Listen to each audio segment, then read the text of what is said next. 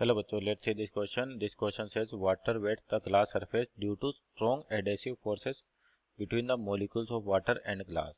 तो आपका स्टेटमेंट ये ट्रू फॉल्स वाला क्वेश्चन है और यहाँ पर ये जो स्टेटमेंट दे रखा है आपका वह ट्रू है और किस तरीके से इसको समझे। सबसे पहले तो की कॉन्सेप्ट की बात करते हैं आपके पास। तो की कॉन्सेप्ट क्या है आपके पास, बेसिकली ये देखा जाए तो जनरल प्रॉपर्टीज ऑफ फ्लूइड यानी कि फ्लूइड की प्रॉपर्टी पे डिपेंडेंट है।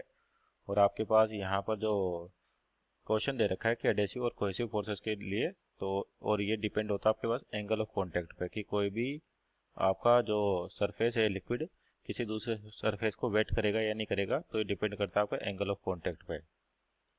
और यहाँ पर साथ में एडेसिव यानी कि जो एडेसिव और कोहेसिव फोर्सेस उसके बारे में भी है। देखिए एंगल ऑफ कांटेक्ट समझते हैं अपने पास कि क्या, जैसे मान लीजिए आपके पास सरफेस है और इस पर एक लिक्विड ड्रॉप इस प्रकार से है और एक और सरफेस है जिस पे आपका लिक्विड ड्रॉप कुछ इस प्रकार से है।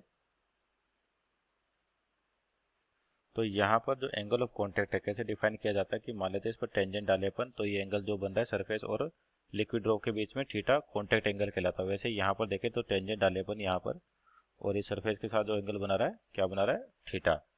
तो ये थीटा कहलाता है एंगल ऑफ कॉन्टैक्ट। इस केस में आपका angle of contact less than 90 degree है और इस केस में आपका एंगल ऑफ कॉन्टैक्ट क्या होता है, ग्रेटर देन 90 डिग्री है। तो लेस देन 90 डिग्री कब बनता है, देखिए आपके पास यहाँ पर समझे कि अगर वाटर वाटर पार्टिकल्स के बीच की बात करें फोर्सेस की, तो होती है आपके पास कोहेसिव फोर्स।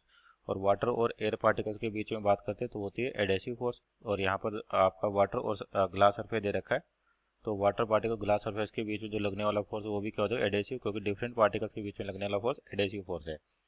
तो आपका जब थीटा लेस देन 90 डिग्री यानी कि आपके पास जो वाटर पार्टिकल्स और एयर पार्टिकल्स के बीच में वाटर पार्टिकल और ग्लास पार्टिकल के बीच में जो आपके पास एडेसिव फोर्स लग रही है वो ज़्यादा है, क्योंकि ये क्या कर रहा है, वाटर पार्टिकल्स को अपनी ओर खींच रहा है। तो इसका मतलब ये फोर्स आपका ज़्यादा होगा। और यहाँ पर देखें तो आपके पास जो कोहेसिव फोर्स है और एडेसिव फोर्स है, तो यहाँ पर आपके पास कोहेसिव फोर्स ज़्यादा दिख रहा है क्योंकि जो वाटर पार्टिकल्स अपनी ओर खींच रहे हैं, तो यहाँ पर जो कॉन्टैक्ट एरिया है ये कम हो रहा है आपके पास। तो यानी कि यहाँ पर क्या होता है, आपका जो एडेसिव फोर्स होता है लेस देन होता है कोहेसिव फोर्स। तो जब अगर एडेसिव फोर्स आपका ज़्यादा कोहेसिव फोर्स है, इसका मतलब जो सरफेस है वाटर पार्टिकल्स को अपनी ओर खींच रहा है और पकड़ के रख रखा है, किसकी वजह से, एडेसिव फोर्सेस के कारण। तो ये सरफेस क्या होता है, गीला हो जाता है यानी कि वेट हो जाता है। लेकिन जबकि यहाँ देखें एडेसिव फोर्सेस और कोहेसिव फोर्स, तो कोहेसिव फोर्स ज़्यादा होती है। तो ये क्या करते हैं, वाटर पार्टिकल्स लिक्विड पार्टी जो भी लिक्विड होगा, लिक्विड पार्टिकल अपने आप को एक दूसरे को अपनी ओर खींचेंगे। इसका मतलब है सरफेस के साथ कॉन्टैक्ट को मिनिमम से मिनिमम करने की कोशिश करेंगे। तो यहाँ पे सरफेस आपका नॉट वेट यानी कि गीला नहीं होता, क्योंकि लिक्विड पार्टिकल्स क्या करते हैं आपके उसको अट्रैक्ट कर लेते हैं, किसकी वजह से, कोहेसिव फोर्सेस के कारण।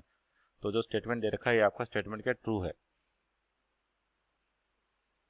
क्योंकि जो वाटर और ग्लास पार्टिकल की बात करते हैं तो आपका जो कॉन्टैक्ट एंगल होता है वो लेस देन 90 डिग्री होता है। और ये केस अपने को मरकरी में मिलता है, जहाँ पर क्या होता है, कोहेसिव फोर्सेस का मैग्नीट्यूड आपका एडेसिव फोर्स से ज़्यादा होता है, यानी कि मरकरी के केस में आपका सरफेस कभी भी गीला नहीं होगा। Hope you understood well, best of luck.